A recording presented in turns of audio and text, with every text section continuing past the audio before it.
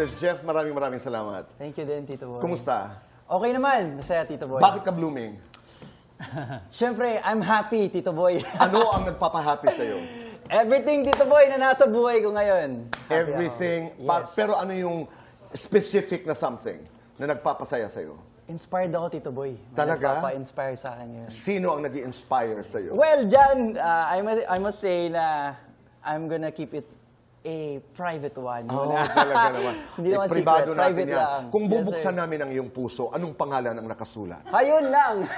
Private di ba? Yeah. Sige, syempre, in that aspect, I respect her. Same naman kami my work and stuff. So, sa ngayon, Tito Boy, hindi ko muna babanggitin. Okay. But baka sa susunod na bisita ko, Tito Boy, Sige, masasabi abangan ko namin na. yan. Yun. Is she an actress? Kinda, yeah. Kinda. Oo. Pero, ang klaro dito, Jeff, you're not single. Sabihin ko na lang na inspired ako. Inspired ka. I will Yes, Tito respect Boy. that. Yes, sir. Ikaw, kaibigang Jerry. Single ka ba?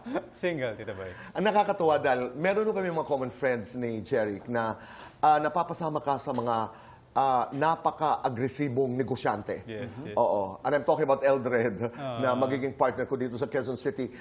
Ano to? Talagang you wanna go into business? Yes, Tito Boy. Yun talaga yung dream ko din. Makasama sa isang business, sa isang like food business. Correct, oo. Lalo na to sa product na naniniwala ka talaga. And, Tama. kaya, At saka ang sarap paligiran ka ng mga tao, di ba? Yes, na yes. naiiba naman doon sa ating trabaho dito. Yung sinabi mo kanina sa Fast Talk na pinipressure kang mag-asawa. Saan mo nakukuha yan? Kasi syempre, you're 30, you're 31, 32. You get that na yung pressure. Parents, Well, family. parents, Tito Boy, and then nakikita mo yung mga kabatch mo na kinakasal na, di ba? So, parang ikaw, parang somehow, naisip mo rin na bakit ako wala pa pag ganun. Yeah. Itong detalye lang, ilang buwan ka ng single? 1 year. Okay. 1 year.